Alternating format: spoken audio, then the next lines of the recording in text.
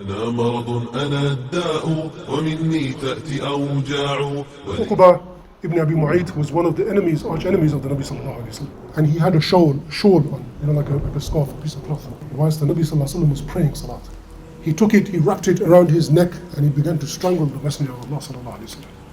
At that time, remember, the Muslims were very weak, very small in number and very weak in Mecca. They had no power, no authority to do anything. He said, we saw this happening. So he's there strangling the Messenger of Allah sallallahu alayhi wa sallam whilst he was praying his salah. He said at that point, Abu Bakr, he arrived just in time. Abu Bakr from all of the people was the one to intervene in order to get them to stop. He separated those mushrikeen to the extent where they turned on him. He separated them saying, أَتَقْتَلُونَ رَجَلًا أَنْ يَقُولُ رَبِّيَ اللَّهِ. He said, are you going to kill a man just because he says my Lord is Allah subhanahu wa ta'ala? They turned on him, they began to beat him. He suffered a beating for the sake of Allah, for the sake of Islam, for the sake of defending the Nabi sallallahu alayhi wa sallam. He is the one who came to his aid. He put his life on the line. He came to the aid of those Muslims when they were in need, or when they were being abused, or when they were being oppressed. It's further narrated that when the Muslims, they reached only 38 in number in Makkah. So there were only 38 Muslims in Makkah. Abu Bakr, he is the one who said to the Nabi sallallahu alaihi wasallam, he said, Ya Rasulullah, he said, let us go out and proclaim Islam openly. Let us go out and carry the message of Islam. Let us go out and read and recite this Quran to the people. At that time, it wasn't an obligation. It wasn't a duty. It wasn't even recommended to do this. Abu Bakr, he went off his own back to the Da'bah. He went there and began to call the people to Islam, reciting those ayat of Quran. The people, they gathered, they beat him so bad he fell unconscious. They beat him so bad he fell unconscious, they thought he died from the beat. They began to worry because they thought now there's going to be retaliation, there's going to be war between his tribe and his family. They took him, they nursed him. And yet still, when he gained consciousness, the first thing that he said, the very first thing, imagine if any of us in that situation, if we're beaten unconscious, what's the first thing that we're going to think about that's going to come to our head? The first thing he asked, he said, how is the Nabi sallallahu alaihi wasallam? Is he okay? Has he been harmed? Is he safe? This was his only concern. He was the foremost companion, the friend of the Messenger of Allah sallallahu alaihi wasallam. This was his status. These were his virtues. He was the most knowledgeable amongst the people. He was somebody who didn't leave the companionship of the Messenger of Allah sallallahu alaihi wasallam for the entire stay of Makkah for those 13 years. He also accompanied him when they made hijrah and they left to Medina. He was the one who was with him. He fought every battle with the Nabi sallallahu alaihi wasallam. The Imams, Imam Nawawi, Imam Ibn Kathir, they even said and testified that he was Hafiz of Quran. Abu Bakr as-Siddiq radiyallahu anhu. One woman once came to the Messenger of Allah. She said, Ya Rasulullah, I have an issue that I need clarifying. I have a question, I need a hukum, I need an answer to this problem. The Messenger of Allah, he said, okay, return again later. I can't help you at the moment, return later. She said, if I come later and you're not here, I can't find you, what do I do?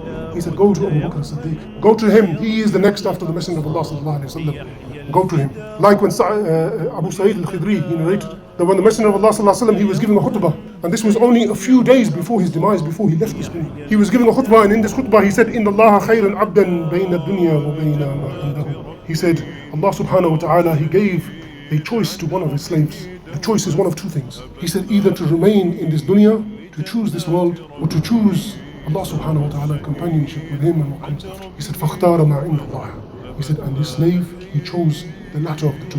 He chose to leave this dunya and to choose Allah subhanahu wa ta'ala as a companion. Abu Sa'id al-Khidri, he said, we saw Abu Bakr, he was crying, weeping.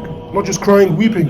فَدَيْنَاكَ بِآبَائِنَا وَأُمَّهَاتِنَا يَا رَسُولَ اللَّهِ. He said, may our mothers and fathers be sacrificed for you, Ya Rasulullah. He said, we were surprised. This is all of the Sahaba sitting, listening to the Nabi sallallahu alaihi wasallam. He said, we were surprised. He said, this old man, he's sitting there, the Messenger of Allah sallallahu alaihi wasallam is talking about a slave who's given these two options, he chooses the latter of the options. He said, the only one he's crying is Abu Bakr, and this is what he's saying. He said, we only later realized that Abu Bakr radiallahu anhu, he was the most knowledgeable amongst us, because he understood very clearly that the Prophet sallallahu alaihi wasallam, he was speaking about himself. The most knowledgeable amongst all of those Sahaba. The Nabi sallallahu alaihi wasallam, he was speaking about himself. He was the one given the option, remain in this dunya or leave this dunya and be with Allah subhanahu wa ta'ala in the akhirah. And he chose the latter, he chose to leave this dunya. Abu Bakr as-Siddiq, he's crying as a result. The Messenger of Allah sallallahu alaihi wasallam, he says, undoubtedly, he continues, he says, undoubtedly Abu Bakr has been the most generous to me with his wealth, with his friendship, companionship, and with his wealth. He said, if I were to take a Khalil, a close and intimate friend, companion from amongst the men, he said, then I would have taken Abu Bakr as-Siddiq. But he said, instead, between us is the bond of Islam and the love of Islam. He said, let no door of the masjid remain open except the door of Abu Bakr as-Siddiq. The Nabi sallallahu alaihi wasallam, he spoke with him in such high regard, such high virtues. We could literally sit here all day speaking about his examples, his characteristics, his qualities, his sacrifice and his commitment for the sake of Allah subhanahu wa ta'ala, for the sake of Islam. But yet it's unfortunate that there are some people who will still character assassinate, abuse him, make all kinds of accusations against him. And these people, they claim to be Muslims. La hawla wa la quwwata illa billah. And then also it's just as unfortunate that amongst us Muslims, we have these personalities, these great personalities to follow, to learn from, their examples and their lives to learn from, but yet we remain largely ignorant. The best man after the Anbiya, the greatest of believers, the one who the Nabi sallallahu alaihi wasallam, he said, if there's going to be one person who enters through every gate of Jannah, it is Abu Bakr Siddiq. The one who Allah subhanahu wa ta'ala mentions and speaks about many times in Quran. ثاني اثنين إذ هما في الغار إذ يقول لصاحبه لا تحزن إن الله معنا. The one who was with the Nabi sallallahu alaihi wasallam in the cave, and when he was fearful, the Messenger of Allah sallallahu alaihi wasallam, he said, لا تحزن إن الله معنا. Don't be fearful, don't be sad, for Allah subhanahu wa ta'ala, He is the one who is with us. Abu Bakr Siddiq, he feared what? He didn't fear for himself, he feared for the Nabi sallallahu alaihi wasallam. He is the one, when he was standing on Uhud, and Uhud shook, the Messenger of Allah sallallahu alaihi wasallam, Abu Bakr Siddiq, Umar and Uthman, they were on Uhud, the mountain of Uhud began to shake. The Messenger of Allah sallallahu alaihi wasallam, he said, Uthbutu Uhud, he said, calm down Uhud, stop shaking. He said, for on you there is a messenger, a prophet, there is a Siddiq, and there are two Shaheed, Shuhada, Uthman and Abu Bakr and Umar. But the Siddiq was whom? The Siddiq was Abu Bakr Siddiq. He was the one who, when the Messenger of Allah sallallahu alaihi wasallam, when he was so ill towards the end of his life, he couldn't lead the Muslims in Salat. He couldn't lead the rest of the Sahaba in Salat. He said, send Abu Bakr to lead them in Salat. He is your Imam. His own daughter Aisha radiallahu anha, she said, Ya Rasulullah, don't let him lead. You know why? Because every time he would stand for Salat, he would cry. He was very soft-hearted. She said his heart is very soft. He keeps crying in Salat. Choose somebody else. The Nabi sallallahu alaihi wasallam, he said, Allah and His Messenger choose Abu Bakr. Abu Bakr is the Imam of the Muslims. This is a Siddiq, the one who committed his life, his wealth, everything that he had for the sake of Allah subhanahu wa ta'ala.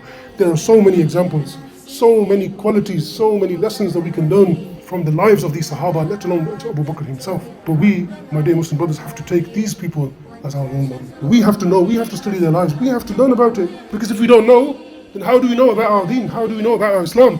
How do we know about the greatness of this Islam? Because if this ummah had people like this, who were the Sahaba, the companions of the Prophet ﷺ, who were so great, imagine the Nabi ﷺ, how great he was. Imagine how great this deen of Islam is. When it comes to personalities, we know everything about them. We know how much they're worth. We know about their private life, their social life, their professional life, their public life. We can roll it off the top of our tip of our tongues, off the top of our head. We memorize all of these things. But when it comes to such great personalities like this, we have been advised and ordered to follow their example. They will bring you towards guidance.